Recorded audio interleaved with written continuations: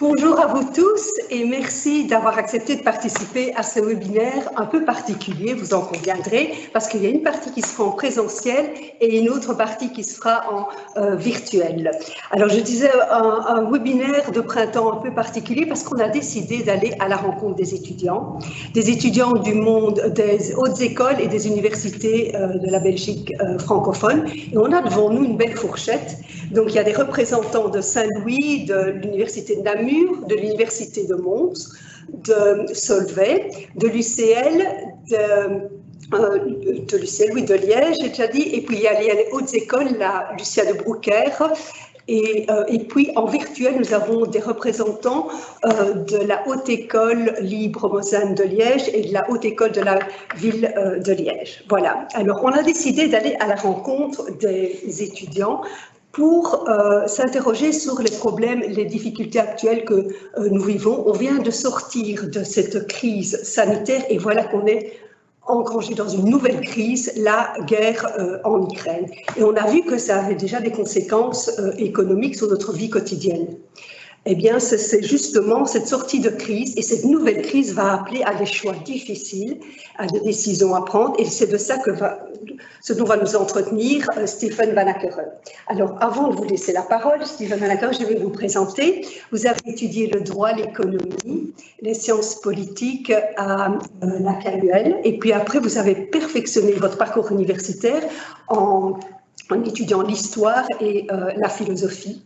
Vous avez commencé votre carrière dans le milieu bancaire, vous avez travaillé à la KBC, à la BACOP, et puis après vous avez choisi des postes plus politiques, et donc plus important sans aucun doute est le poste de vice-premier ministre au gouvernement fédéral.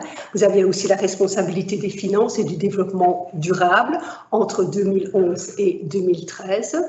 Puis vous êtes retourné au Parlement fédéral, vous avez occupé un poste de député et de sénateur. Vous avez aussi une place importante au niveau du conseil d'administration de la KUL et de Sint-Lucas.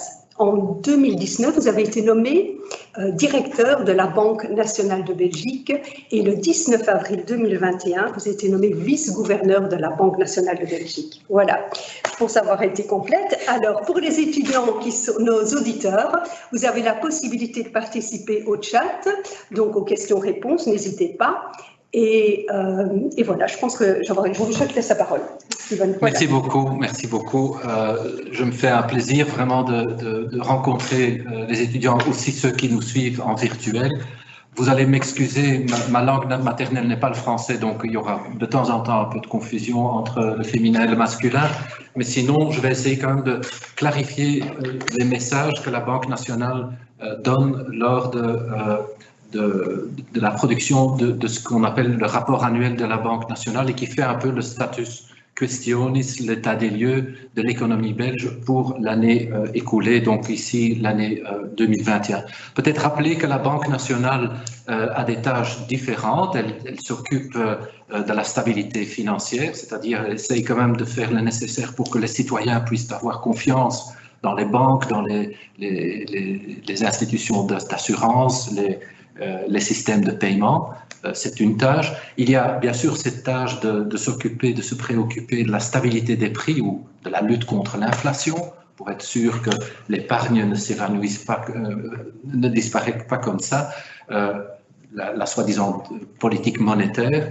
Et il y a, troisièmement, quand on identifie les grandes tâches, cette obligation de faire un effort pour que des statistiques et des données, des analyses bien fondées soient présentées aussi bien aux autorités qu'au grand public, les universités, le monde académique et les citoyens en général.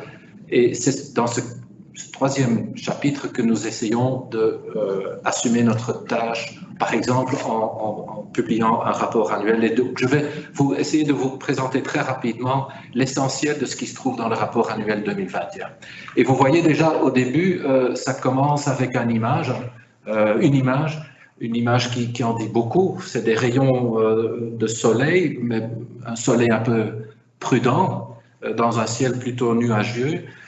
Et donc, ça reformule sous la forme d'une image ce qu'on peut constater. Nous avons eu en 2020 quand même une crise énorme avec la pandémie. Et il faut reconnaître que l'économie belge a bien passé le cap de cette pandémie. Le produit intérieur brut affiche un rebond historique en 2021. Vous voyez, une croissance de 6,1% après la chute de 5,7% en l'an 2020.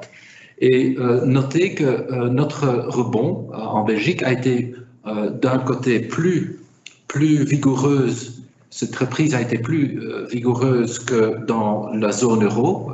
Comparer le bâton bleu qui est la Belgique avec le bâton jaune qui est les pays de l'eurozone. Et donc, non seulement la chute était moins importante, mais le rebond a été un peu plus marqué chez nous.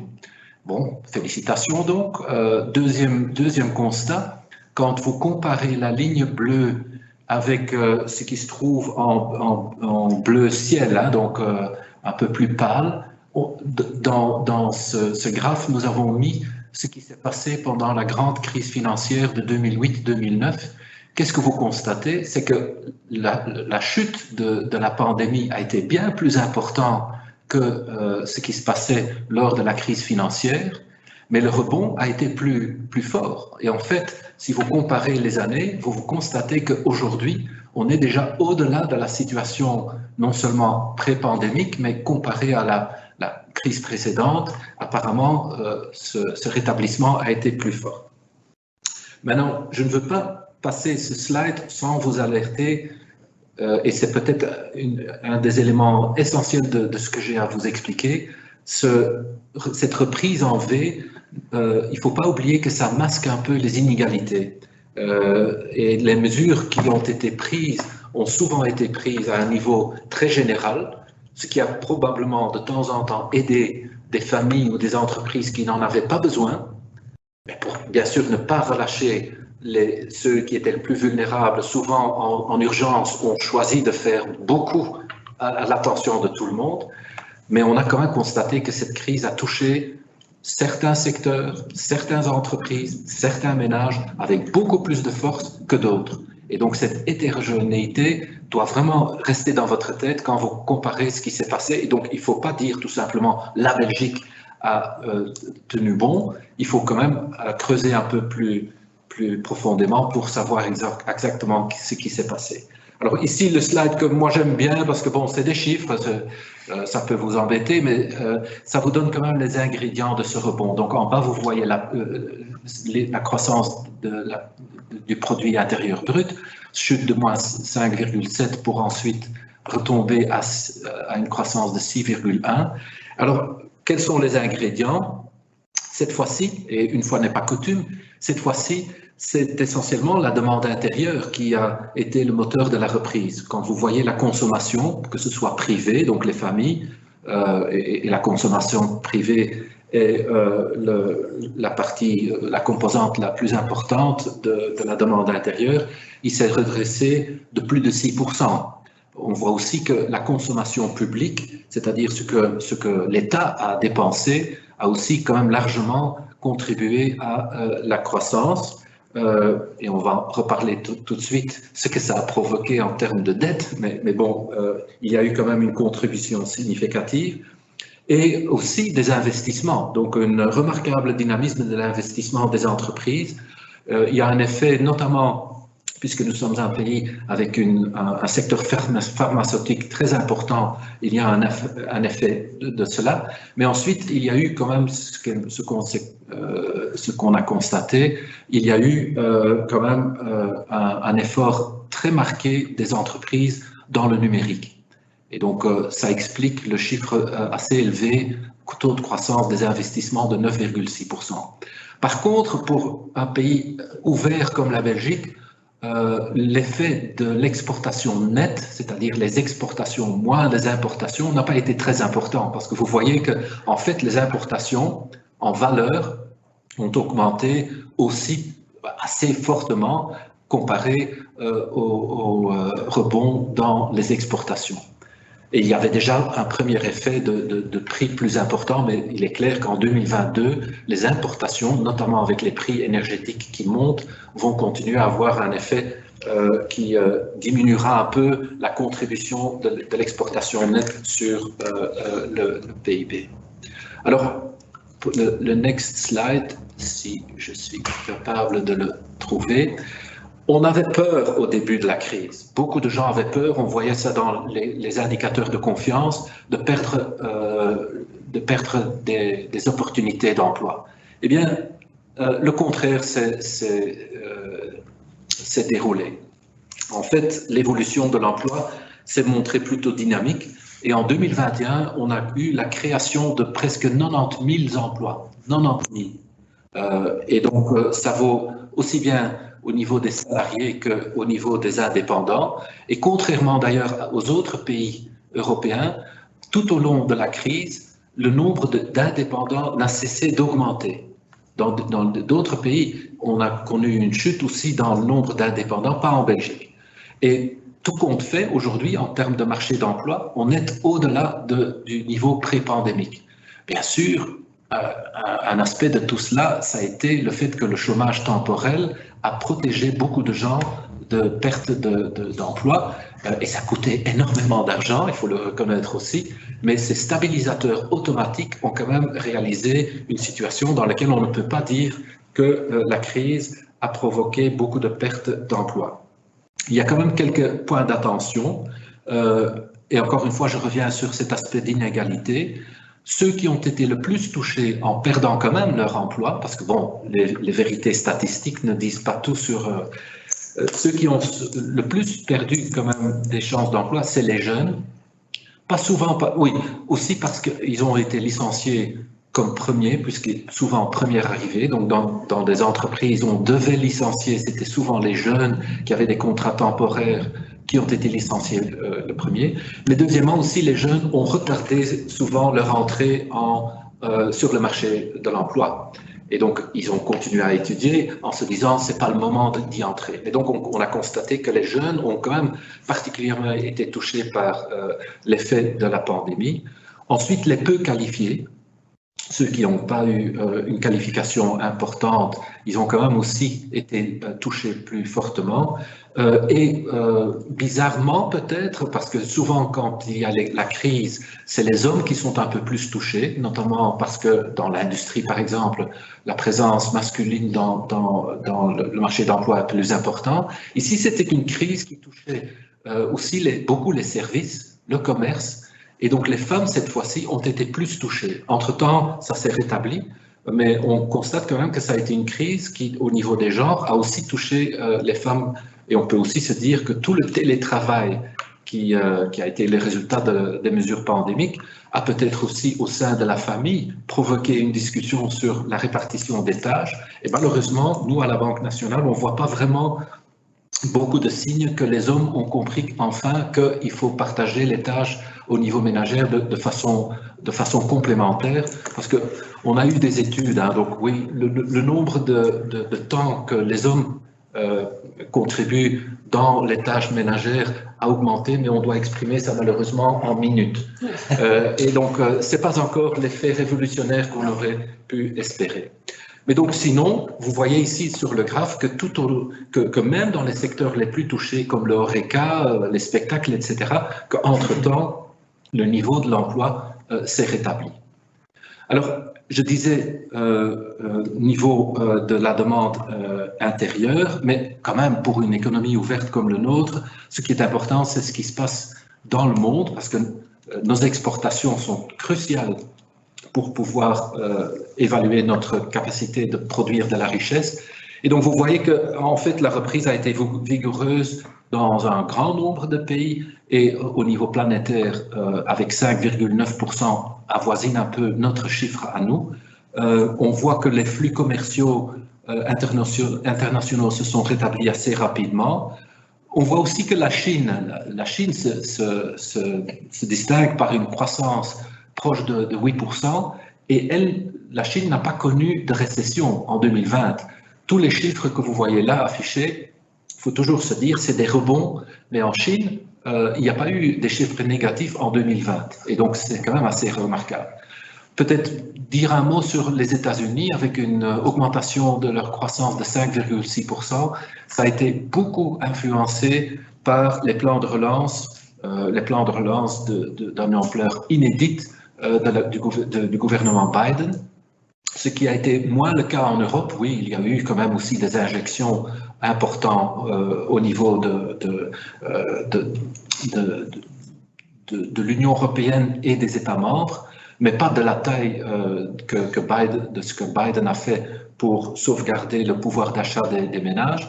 Et on voit en Europe une image un peu différenciée, et le pays sur lequel vous devez quand même donner un peu d'attention, c'est l'Allemagne, qui malheureusement, avec 2,8%, a connu quand même quelques difficultés. Elle a été très pénalisée par les goulets d'étranglement dans l'industrie automobile.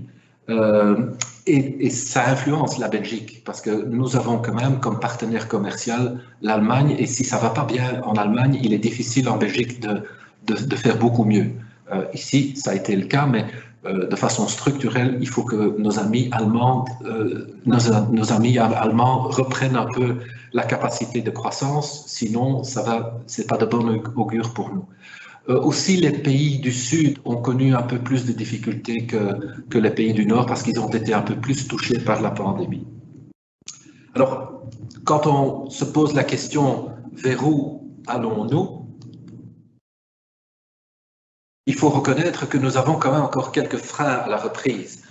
Il y a bien sûr toujours la certitude sanitaire, hein, donc on est en printemps, aujourd'hui tout baigne, mais on ne sait pas encore ce que octobre, novembre, décembre va nous apporter, donc il y a cette insécurité. À cela s'est ajouté les insécurités géopolitiques avec la guerre en Ukraine. On est toujours confronté quand même si les contacts internationaux se sont quelque peu rétablis, on est toujours confronté avec des goulets d'étranglement sur certaines chaînes de valeur. Il y a eu une hausse brutale des prix et donc tout cela met quand même un peu en sourdine la confiance que la croissance va venir rapidement.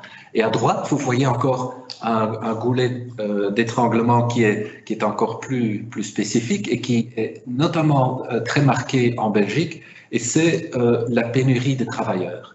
Et donc, là où, avant la crise, tout le monde se disait « on va perdre des emplois, ça va être invraisemblable au niveau des chiffres du chômage », l'inverse est en train de se démontrer. Chômage, finalement, de façon historique, assez bas. Je ne vais pas... chaque chômeur, chaque personne qui souhaite un boulot et qui ne le trouve pas, c'est bien sûr un petit drame au niveau de cette personne, je ne vais pas le nier, mais au niveau statistique, il faut reconnaître que ce niveau est assez bas. Et en même temps, qu'est-ce qu'on constate? C'est que dans toutes les régions du pays, et vous voyez, ce n'est pas seulement en Flandre, aussi en Wallonie, aussi à Bruxelles, les taux de vacances sont plus élevés qu'en Union européenne. Et donc, là où on est confronté avec des régions qui connaissent quand même encore pas mal de chômage, mais en même temps connaissent une situation où les entreprises ne trouvent pas la main-d'œuvre, ne trouvent pas les travailleurs nécessaires pour faire leur business. C'est assez important. Et donc, je vais y revenir plus tard pour essayer de donner quelques exemples. Et donc, en tout état de cause, en regardant ces freins-là, il est clair que toute idée de dire il faut que l'État pousse encore à la consommation, rajoute encore à cette demande intérieure, ça ne sert à rien. Parce que rajouter encore une demande supplémentaire du public, qu'est-ce que ça ferait? Ça ferait encore augmenter les prix, et les pénuries, ils sont là, et donc ça créerait encore du crowding out par rapport à la logique il y a assez de demandes, mais il y a un problème au niveau de l'offre.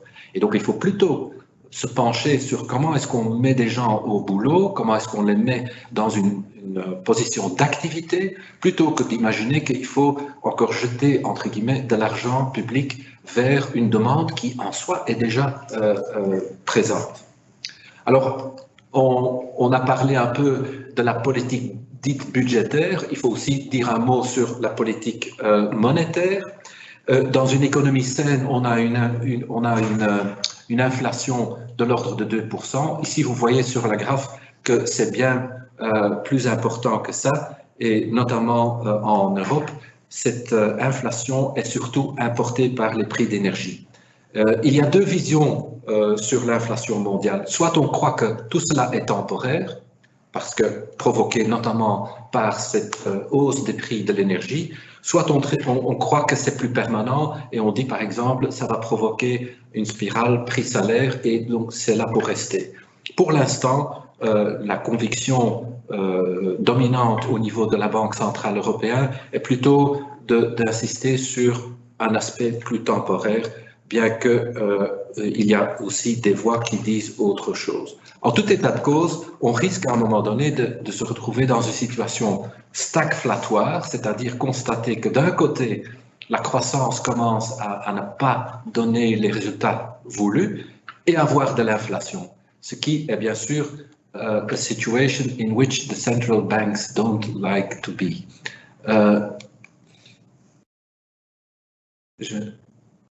J'espère qu'il veut me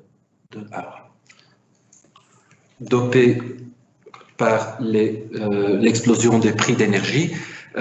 Cette situation est plus importante en Belgique. Vous voyez que la partie énergétique de notre augmentation des prix est d'une croissance de 22,4%, et ce qui est presque le double de la moyenne des 3 pays voisins.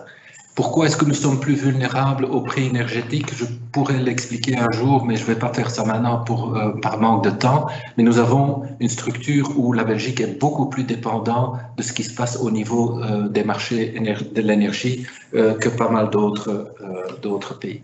Et bien sûr, la crise ukrainienne a encore augmenté l'incertitude quant à cette capacité à un moment donné de plafonner les prix énergétiques.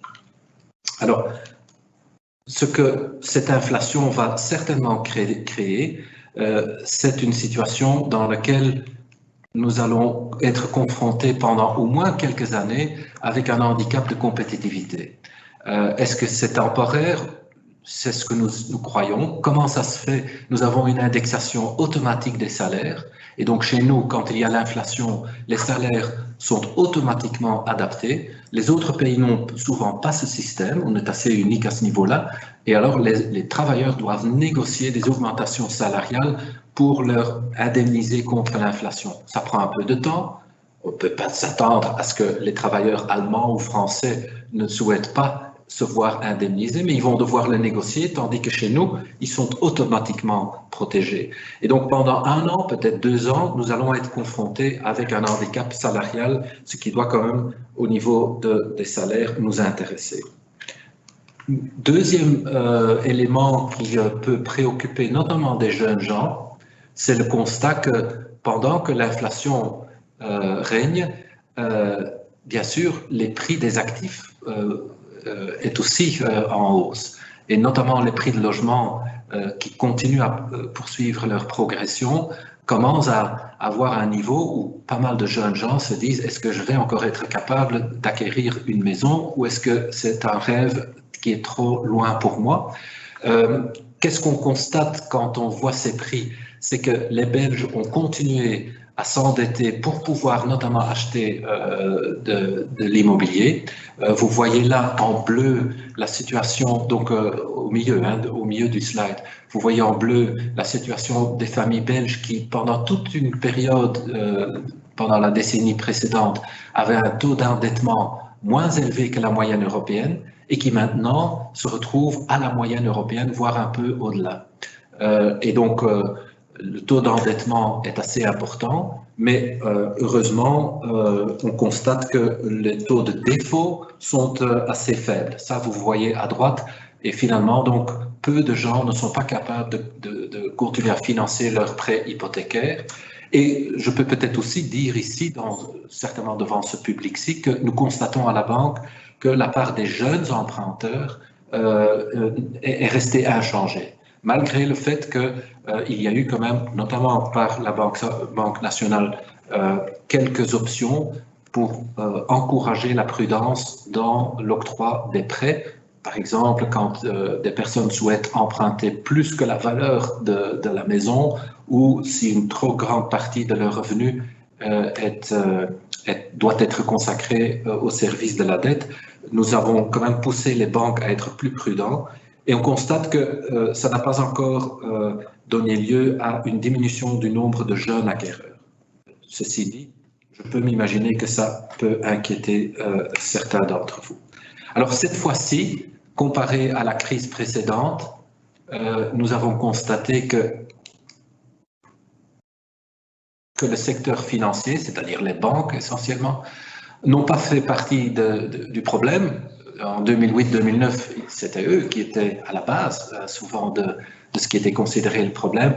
Ici, par l'octroi des prêts, les banques ont été capables d'aider à absorber les chocs pour les familles et pour les entreprises. Il est vrai aussi grâce à un soutien public assez important, l'État est quand même aussi beaucoup intervenu.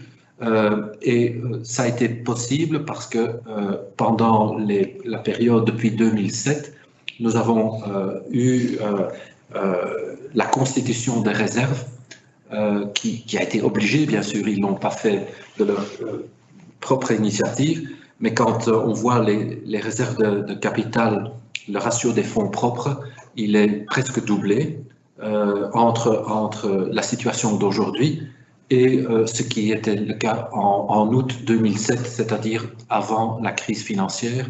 On est passé de ratio de fonds propres de 3,2% à 6,5%, donc doublement de ce coussin de sécurité. Cette fois-ci, heureusement, les banques n'ont pas été une partie du problème.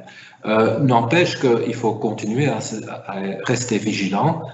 Tout le monde a probablement lu que, par exemple, Sberbank a été une banque qui, suite aux sanctions, a été mise en résolution. Et donc, il est clair que ce qui vaut pour l'ensemble du secteur ne vaut pas nécessairement pour tous les composantes. Peu de faillites, mais j'ai déjà dit cela. Donc, on avait peur d'une augmentation des faillites, mais ça ne s'est pas réalisé. Vous voyez qu'en fait, le niveau des faillites est encore moins important qu'avant la pandémie. Est-ce que tout est déjà dit? C'est peut-être un peu tôt pour tirer des conclusions définitives, mais une chose est claire, le tsunami des faillites attendues n'a pas eu lieu. Alors, quand je continue, vous avez déjà entendu à plusieurs reprises que l'État a quand même fait un gros effort. Et cet effort, ce soutien, il n'est pas resté sans impact. En fait, le total du soutien par l'État belge s'élève à près de 14 milliards d'euros. 14 milliards d'euros, c'est à peu près, non, c'est un peu moins que 3% du produit intérieur brut. C'est un chiffre que vous devez quand même tenir en tête si vous voulez connaître le produit intérieur brut de la Belgique. C'est un chiffre facile à retenir, c'est 500 milliards à peu près, et donc 1% du PIB, c'est 5 milliards. Comme moi j'étais étudiant, c'était pas le même chiffre. Mais donc, constater qu'on a quand même injecté à peu près 3% du PIB nous met dans une situation où, même si le déficit attendu est en baisse par rapport à 2020, il s'élève toujours à 6,2% du produit intérieur brut, ce qui est bien sûr très très élevé et pas quelque chose qui est soutenable. Ça se démontre aussi dans le slide suivant, où on met en exergue que le niveau de l'endettement commence à afficher une dynamique préoccupante, et notamment ce qui est un peu nouveau depuis la crise, c'est que la contribution des gouvernements régionaux et communautaires au déséquilibre commence à être plus importante. Avant, c'était essentiellement l'État fédéral qui, bien sûr, est un peu le bailleur ultime suite aux lois de financement. C'est lui qui verse les sommes aux régions et aux communautés dans la plupart des cas, et c'est lui qui est responsable aussi de la sécurité sociale. Mais aujourd'hui, la crise nous a donné quand même cette nouveauté que les régions et les communautés commencent aussi à se retrouver en difficulté au niveau de l'endettement. Donc ça veut dire qu'il y a un enjeu qui nous oblige à reconnaître que atteindre les fameux 60% de taux d'endettement de Maastricht c'est peut-être quelque chose qui sera extrêmement dur à obtenir. Je crois que ce n'est pas un grand secret si on dit que au niveau européen, tout le monde est en train de réfléchir si les conditions du traité de Maastricht peuvent être maintenues telles quelles. Aujourd'hui, ils sont un peu mis entre parenthèses avec ce escape clause et on est déjà en train de réfléchir à prolonger encore un peu la phase où on dit on ferme les yeux, mais à un moment donné, nous allons devoir rétablir avec quelque chose qui sauvegarde la sustainability de cette dette. Je crois que beaucoup d'analystes sont en train de tabler vers un nouveau scénario qui va plutôt vers une logique de dire 100% du PIB. Si ça c'était le niveau de l'endettement, est-ce qu'on serait capable de gérer? Bien sûr, aujourd'hui, on a envie de dire avec les taux d'intérêt, n'importe quelle dette peut être acceptable parce qu'à la limite, il y a eu des moments où on gagnait de l'argent en s'endettant. Mais ça, ce n'est pas quelque chose qui peut perdurer. On ne peut pas s'imaginer que les taux réels vont rester aussi bas éternellement. Et donc, il faut bien sûr renouer avec un retour au déficit. Nous, on croit de l'ordre de 2,9% sur une longue période, mais ça veut aussi dire que quand les choses vont bien avec la croissance, il faut être bien en deçà de 2,9% pour atteindre une moyenne de 2,9 de déficit sur toute la période. Et ça pourrait mener à une situation où la dette se stabilise à 60%. Et donc, pour ce faire, il faut sortir des politiques accommodantes, que ce soit monétaire ou budgétaire. Nous devons revenir à quelque chose qui est plus réaliste, mais tout en restant dans un monde où les défis structurels ne sont pas encore définitivement résolus. Et sur cette image, vous en voyez trois, peut-être les trois les plus importants. À gauche, vous voyez le fait qu'il y a eu et il y a l'effet du vieillissement. On va vous montrer un graphe tantôt où vous allez voir que pour la Belgique, une partie de ce coût de vieillissement s'est déjà réalisée, mais il nous reste apparemment encore un chemin à parcourir dans les années à venir en termes d'augmentation des frais. Dans un certain nombre de pays européens, le choc du vieillissement s'est déjà amorti et là, ça commence à tourner vers le positif. Nous, malheureusement, on va encore devoir assumer des coûts supplémentaires à cause du vieillissement. Il y a au milieu, bien sûr, le défi climatique et à droite, il y a une image pour exprimer cette problématique d'une productivité de notre économie qui est malheureusement en baisse, même si on doit reconnaître que notre productivité est toujours assez élevée, mais en même temps, la croissance de cette productivité ne montre pas le vigueur qu'on souhaiterait.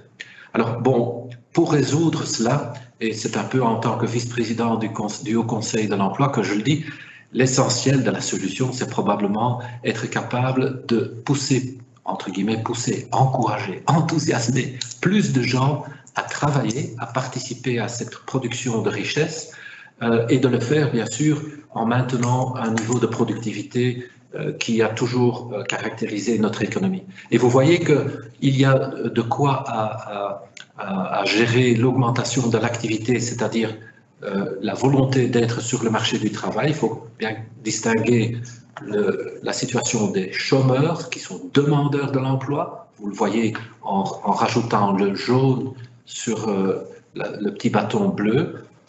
Si tous les gens qui sont en chômage se mettraient au boulot, on serait déjà au niveau du bleu plus le jaune. Mais vous voyez qu'il nous faut absolument aussi le niveau rouge, c'est-à-dire les personnes en inactivité, c'est-à-dire les personnes qui aujourd'hui ne se présentent même pas au marché du travail.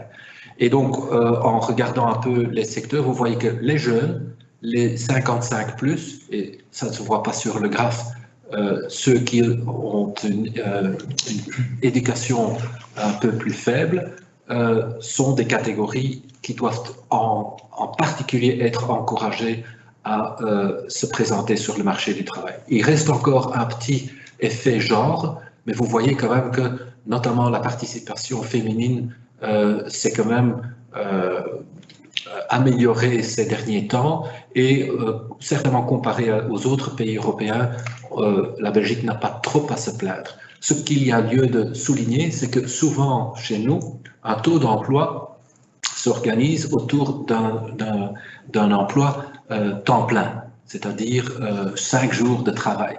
Le temps partiel est un peu moins présent chez nous que par exemple aux Pays-Bas. Et ça explique par exemple aussi le fait qu'il reste encore beaucoup de rouge dans la catégorie dans laquelle vous vous trouvez. Beaucoup de jeunes gens ne sont pas au boulot et souvent c'est aussi parce qu'ils sont en train d'étudier et que l'idée d'étudier et d'avoir un petit emploi n'est pas si répandue que par exemple aux Pays-Bas. Il ne faut pas vous sentir culpabilisé. Le vieillissement, c'est un peu le graphe que je vous promettais, donc on se trouve tout à fait à gauche là, et vous voyez en bleu ce qui s'est déjà réalisé et en jaune ce qui nous attend encore. Et vous voyez quand même que le solde vers l'horizon 2070, malheureusement, nous sommes parmi les pays qui vont ressentir le coût du vieillissement de façon le plus prononcée de tous les pays présentés là. Mais ce qui doit vous frapper, c'est que des pays comme la France, par exemple, mais aussi quelques autres, l'Espagne, eux, ils ont déjà connu un niveau des coûts liés au vieillissement, et on parle essentiellement des pensions et aussi un peu de l'augmentation des soins de santé.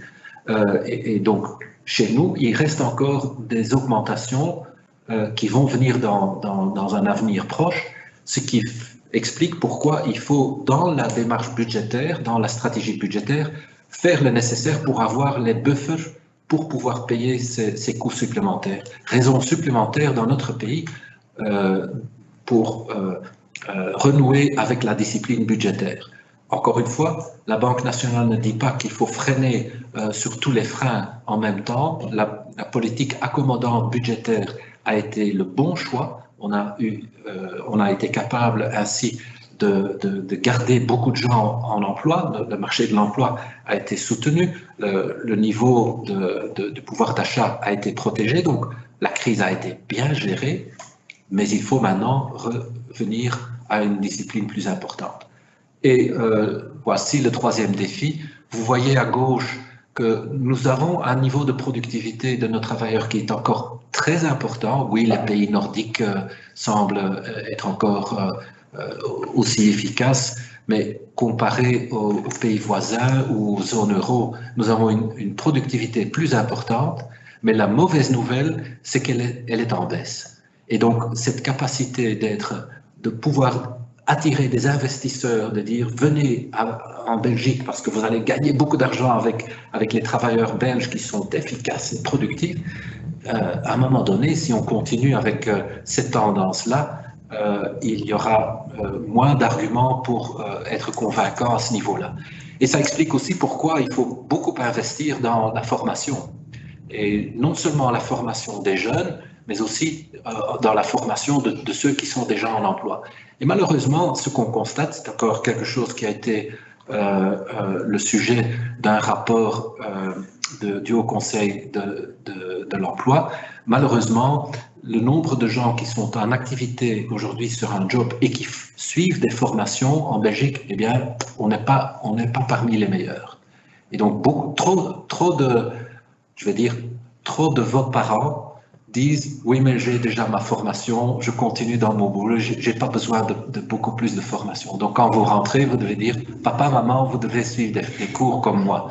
Parce qu'on ne peut plus vivre dans une logique où, une fois qu'on a 25 ans, on arrête d'étudier, c'est fini.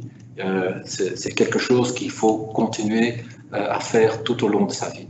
Alors, bien sûr, ce n'est pas devant ce jeune public que je dois le souligner. Le défi climatique et la transition énergétique est bien sûr aussi un de ces défis qui se rajoutent à tous ces éléments qui demandent d'avoir des budgets supplémentaires. Maintenant, je vous avertis, les investissements qui sont nécessaires pour la transition énergétique, il ne faut pas croire que ça va tous incomber au public. C'est essentiellement les investissements privés et le comportement qui doit changer.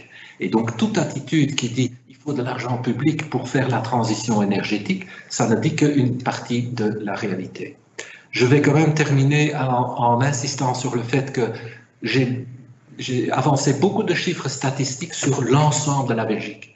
Ça ne doit jamais vous faire oublier que ce qui vaut pour l'un ne vaut pas nécessairement pour l'autre. Et donc les inégalités, qui en Belgique sont moins importantes qu'ailleurs, notre Gini coefficient est parmi les plus basses du monde, donc on a une grande égalité dans notre pays, mais l'inégalité s'est quand même accentuée. Et il est clair que des inégalités, ça n'a pas seulement un coût sociétal, mais aussi un coût économique. Parce que une économie où il y a trop d'inégalités preste moins bien qu'une économie où il y a une répartition plus ou moins équitable de la richesse. Je crois qu'avec cet élément-ci, j'en arrive tout doucement à la fin de ce que j'avais à raconter. La sortie de crise appelle des choix difficiles. Ça peut sembler un boutade, mais en fait, en crise, c'est pas difficile. Il faut dépenser de l'argent. Et donc, ce que les gouvernements ont dû faire, ils l'ont bien fait, mais ce n'était pas difficile. On devait protéger. Ouais. Si c'était difficile, il y a eu beaucoup de drames et beaucoup de gens qui ont donné des efforts invraisemblables, notamment tous ceux qui étaient dans les soins, beaucoup de respect pour ces personnes-là. Mais au niveau politique, ce qu'il y avait lieu de faire, c'était quand même faire le nécessaire pour éteindre le feu. Maintenant, il faut sortir de cette politique, et c'est bien plus compliqué, parce que là, il faut faire des choix. Il faut dire, on ne peut plus aider tout le monde, il faut aider ceux qui en ont besoin le plus.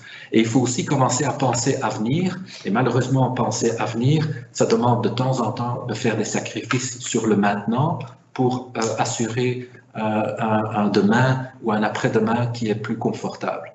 Et donc, ça demande beaucoup de courage. On essaye avec, par exemple, un document comme le rapport annuel, de contribuer à une réflexion analytique objective sur les défis. Et c'est ce que j'ai essayé dans ce temps court de vous expliquer. Et je suis tout à fait disponible pour entendre vos questions. Merci.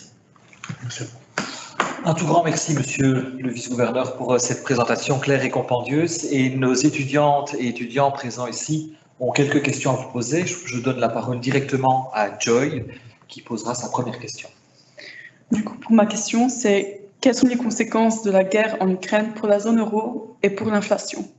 Elle est différente selon le cas. Pour la Belgique, il faut reconnaître que nos interactions avec l'Ukraine et la Russie sont assez marginales. Pour les pays baltes, c'est tout à fait autre chose. Et la dépendance de ce qui a été augmenté en termes de prix énergétiques joue, par exemple, beaucoup plus en Allemagne que ça ne joue dans les autres pays européens. Et donc, il est remarquable de dire que l'Union européenne, pour l'instant, affiche quand même une unité assez importante par rapport à ces réalités économiques qui sont un peu différenciées. Il faut reconnaître que connaître exactement l'impact de la guerre ukrainienne aujourd'hui, c'est difficile de prédire. Des guerres ont presque toujours des impacts inflationnistes, donc ils poussent à des augmentations de prix. Et ils ont quand même tendance aussi à créer un climat de manque de confiance, ce qui est mauvais pour la croissance. Et donc, il faut reconnaître que tous les économistes espèrent qu'une solution peut être trouvée rapidement, parce qu'une guerre dans la proximité de nos pays n'est certainement pas quelque chose qui est de nature à augmenter la confiance. Et donc, tout le monde est en train de voir les chiffres. Essentiellement, ce qui se passe au niveau énergétique va influencer beaucoup, aussi bien le côté inflation que la partie croissance. Deuxième question qui est posée par Clément. Oui, donc moi j'aimerais simplement savoir les causes les causes de la hausse des prix qu'on peut observer aujourd'hui. Vous avez cité notamment les prix de l'énergie qui montent, notamment avec des problèmes d'offres en Russie, dû à notre dépendance à la Russie, etc. Mais y a-t-il d'autres causes? Oui, donc l'inflation en Europe est essentiellement poussée par l'énergie, mais quand même aussi par quelques autres éléments. Et il est clair que ce qu'on appelle les second round effects, c'est-à-dire le fait qu'il y a une contamination, parce que bon, beaucoup du panier de production est quand même influencé partiellement par l'énergie et les autres produits finissent par intégrer ce prix supplémentaire et commencer à enchaîner ensuite une demande dans le chef des travailleurs de voir leur salaire augmenter. Et donc, tout le risque d'avoir une chaîne d'inflation est assez grand. Il y a aussi, hormis les aspects énergétiques, d'autres éléments du maillon du value chain qui ont connu une augmentation de prix, notamment par ces goulets d'étranglement. Si les conteneurs, si les prix de transport ne montent pas quand il y a moins de conteneurs disponibles, ce serait un miracle. Et donc, il est clair que déjà le fait que pour un certain nombre de produits, de matières premières, et ce n'est pas seulement l'énergie, il y a eu des ruptures à cause, dans un premier temps, des mesures sanitaires. Par exemple, la Chine qui a opté pour une vision zero tolerance. S'il y a des incidents de nouvelles contaminations, on ferme carrément une ville, eh bien, ça a un impact sur les approvisionnements, mais inévitablement, ça a aussi un impact sur les prix. Et donc, le tout aujourd'hui de savoir est-ce que cette inflation, elle est là pour rester ou pas, dépend de votre optimisme quant à la disparition à un moment donné de ces goulets d'étranglement. Et donc, pour ce qui concerne l'Union européenne et aussi certainement les États-Unis, il ne faut pas sous-estimer non plus l'impact inflationniste que la demande ou l'injection d'argent public peut avoir sur l'inflation. Notamment aux États-Unis, ça a eu un grand impact. Ok, merci. Je pense que Oscar a une question pour nous sur la politique monétaire. Oui, mais justement, vous parliez à l'instant donc des injections de monnaie. Donc, quel a été le rôle de la politique monétaire pendant la crise du Covid et comment ça a pu jouer à aider à sortir partiellement, en tout cas, de cette crise? En fait, la politique monétaire accommodante date déjà de la crise précédente. On est toujours en train de résoudre la crise précédente, en quelque sorte, parce qu'un certain nombre de choix qui ont été opérés lors de la crise financière avec Mario Draghi qui disait « whatever it takes », ont connu quand même encore leurs effets jusque maintenant. En fait, la crise pandémique a surtout provoqué une situation où sortir de la politique accommodante ne s'est pas encore produit. Et donc, on a aujourd'hui des taux d'intérêt qui, au niveau réel, sont négatifs, c'est-à-dire quand on prend le taux nominal et on enlève l'inflation, on constate qu'aujourd'hui, on peut emprunter en termes réels à des coûts qui ne sont pas des coûts, mais qui sont plutôt des recettes. Et donc, le fait de ne pas sortir de cela est provoqué essentiellement par la crainte que la pandémie allait provoquer une situation où l'économie se retrouverait trop incapable d'avoir un rebond. Juste après le vif de la pandémie, avec le rebond, on avait le sentiment que maintenant, on était capable tout doucement de sortir de la politique accommodante. Ce n'est que maintenant, avec la crise géopolitique, que d'aucuns disent est-ce qu'il faut encore attendre un peu ou est-ce qu'on peut déjà y aller? Aujourd'hui, je crois que le sentiment, notamment en Europe, en eurozone, est plutôt de dire vers la fin de l'année, nous allons carrément avoir terminé les instruments dits non conventionnels, c'est-à-dire l'achat de papier, qui est quelque chose qui est encore en dehors du toolbox normal, et vraisemblablement non seulement les achats du papier vont se terminer en termes nets, mais aussi les taux vont doucement monter. Maintenant, ceci dit, avec des taux qui, même s'ils sont un peu plus élevés qu'aujourd'hui, on reste dans des zones de taux réels négatifs, on est quand même encore dans une situation tout à fait anormale. Et donc, même à la fin de l'année, on n'a pas encore la situation dite structurelle pour laquelle j'avertis qu'il faut prévoir les marges budgétaires nécessaires. Une question de Denis. Oui, monsieur le vice-gouverneur, quelle sera la politique monétaire de la BCE dans les prochains mois? Dans les prochains mois, mais je viens de l'évoquer un peu. Et donc, il faut savoir que c'est quelque chose qui se détermine très, très basé sur les données. Mais les données, aujourd'hui, il faut le reconnaître, tous les économistes ont du mal à clairement prédire ce qui se passe exactement au niveau de par exemple, l'inflation. Il faut reconnaître qu'aussi à la Banque centrale européenne, les chiffres de l'inflation actuelle ont surpris. Les marchés ont été aussi surpris, mais un peu moins peut-être, parce qu'ils avaient tendance à discompter quand même une inflation un peu plus importante. Et donc, une chose est claire, ce sera du fine-tuning au moment même.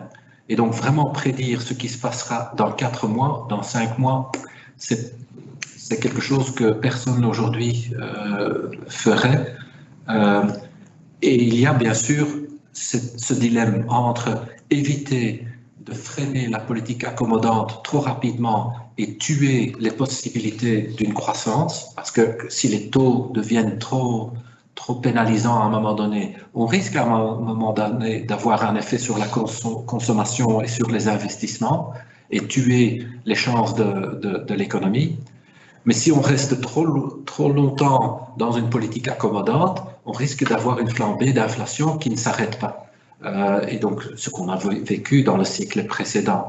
Et une inflation galopante, et ça vous voyez aussi quand vous faites un peu le tour du monde et vous comparez un peu ce qui se passe en Argentine et dans d'autres pays, une inflation galopante est vraiment quelque chose qu'on ne souhaite pas. Et donc, il faut éviter un peu, entre Scylla et Charybdis, il faut éviter les deux inconvénients. Et ce sera à Francfort de choisir la bonne voie. Toujours dans cette politique monétaire, je pense que Pierre a une question. Oui, le numérique est-il, selon vous, un défi pour la politique monétaire et pour le secteur financier? Oui, le défi numérique pour toute l'économie, mais aussi pour le secteur financier est crucial, non seulement au niveau de la modification du landscape, les banques dites classiques, s'ils ne sont pas capables d'entrer dans le numérique, il est clair qu'ils seront à un moment donné dépassés par des nouveaux entrants qui ont un business model tout à fait différent, mais aussi au niveau des banques centrales, il y a une réflexion sur la création d'un euro numérique qui permettrait éventuellement aussi même aux citoyens, c'est-à-dire d'aller déjà jusque, et y compris au niveau des citoyens, de disposer dans son portefeuille d'un euro numérique qui est créé par la Banque centrale. Il y a aussi, bien sûr, quelques éléments dans le numérique qui peuvent inquiéter. Pensez par exemple à tout ce qui est crypto money. Je ne dis pas que tout ce qui se passe est nécessairement négatif, mais il y a quand même quelques évolutions qui peuvent être préoccupantes parce qu'ils peuvent être à un moment donné un peu déstabilisants ou permettre des choix au niveau des acteurs économiques qui vont à l'encontre, par exemple, de la politique contre le blanchissement d'argent. Et donc, il faut clairement, entre guillemets, accepter une réalité. On ne peut pas dire on va faire semblant que le numérique n'existe pas, mais il faut quand même aussi le gérer. Un certain nombre d'initiatives qui seraient de nature à avoir un secteur tout à fait déréglementé n'est pas dans l'intérêt des citoyens parce que les accidents du style 2008-2009 n'étaient pas tout à fait étranges à une déréglementation. Et bien sûr, le numérique pourrait créer à un moment donné un environnement dans lequel réglementation est très difficile à réaliser.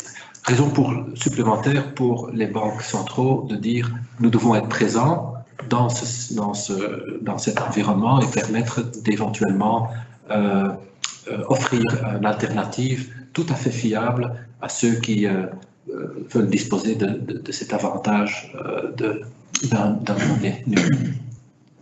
Parlons quelques instants, si vous le voulez bien, des finances publiques avec une question d'Alexandre. Vous en avez un peu parlé pendant la présentation, mais est-ce si grave d'avoir une dette publique élevée vu que les taux d'intérêt sont très bas? Aujourd'hui, il n'y a pas de problème. Et si vous vous intéressez seulement à aujourd'hui, on est à tout baigne. L'inconvénient, c'est que tout le monde sait que les taux d'intérêt ne peuvent pas rester à ce même niveau. D'ailleurs, il faut même se poser la question si au niveau de la répartition de la richesse dans le monde, par définition, des taux négatifs, il faut se poser, est-ce que c'est une bonne idée? Notamment les Allemands ne trouvent pas que c'est une bonne idée. Quand on est riche, on ne veut pas avoir des taux d'intérêt qui sont trop bas. Quand on est pauvre et on souhaite emprunter, on est content avec des taux bas. C'est des choix qui sont politiques. Et donc, essentiellement, il faut essayer de se retrouver dans une logique où ce n'est pas les banques centraux qui décident de ces choix, mais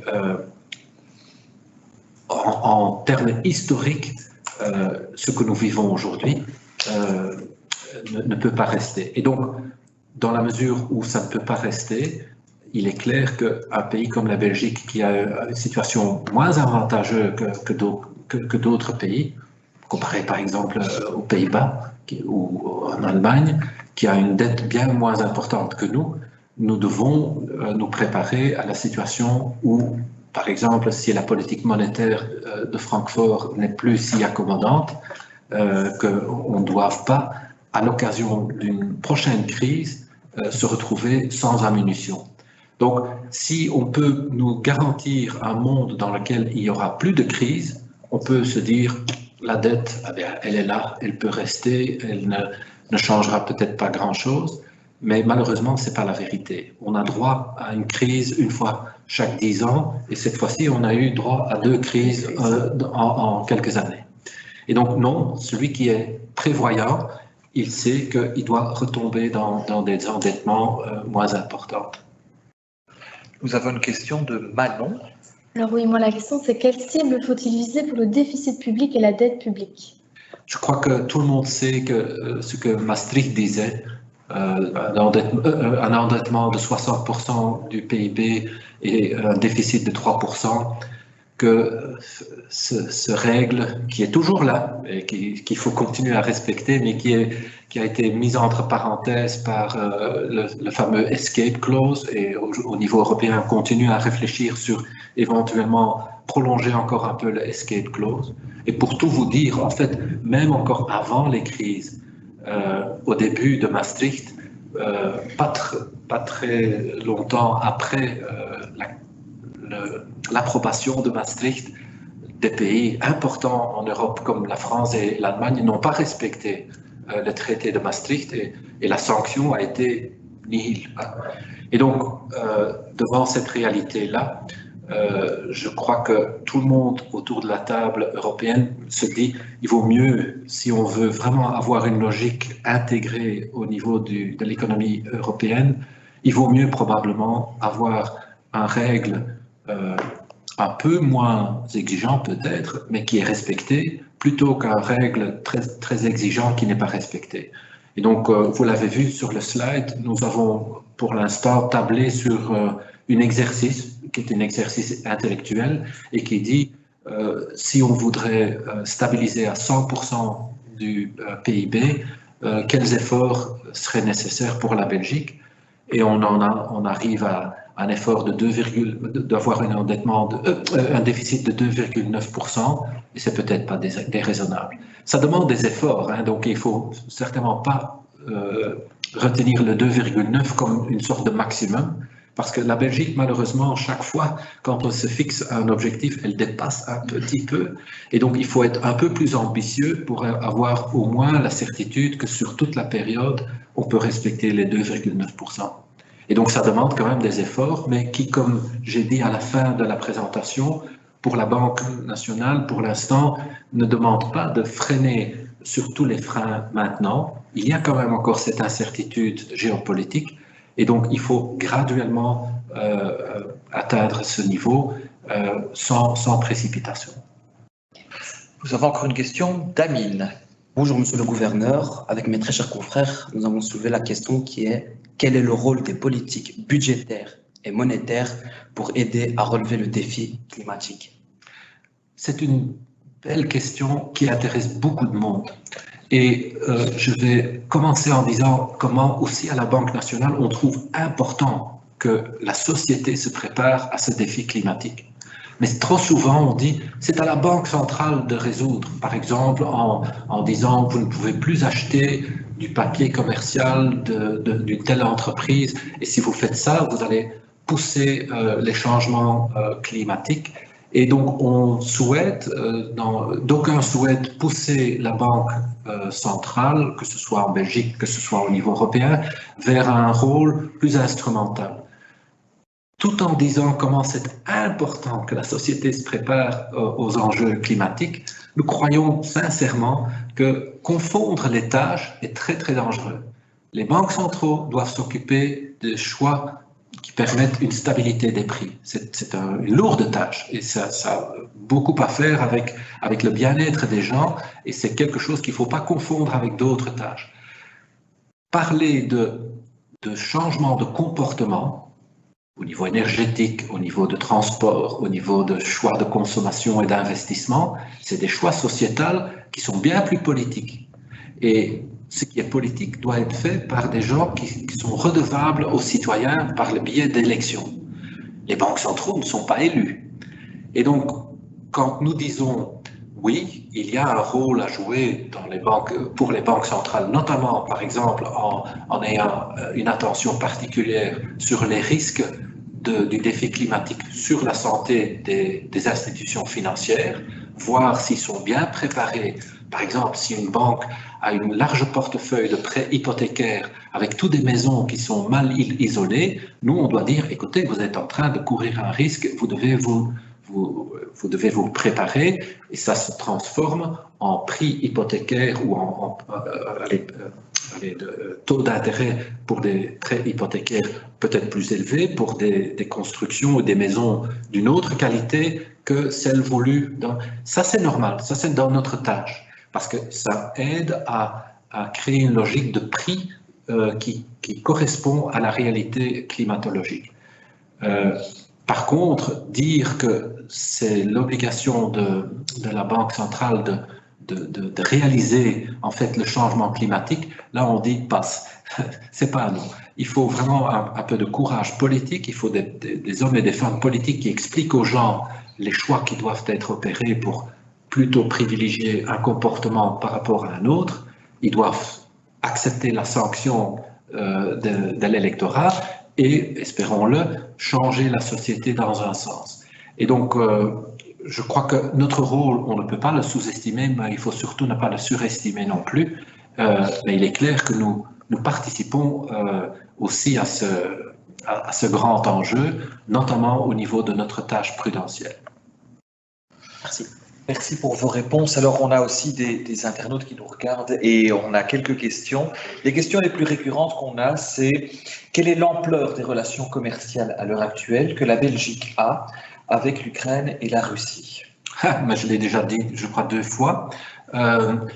Aujourd'hui, ce que la Banque nationale intéresse, bien sûr, c'est surtout ce que nos banques ont comme exposition par rapport à l'Ukraine et éventuellement et à la Russie. Et il faut reconnaître qu'il y a une exposition que nous avons bien sûr quantifiée, mais en général, il faut reconnaître que c'est marginal. Ce n'est pas quelque chose qui influence beaucoup la santé de nos banques.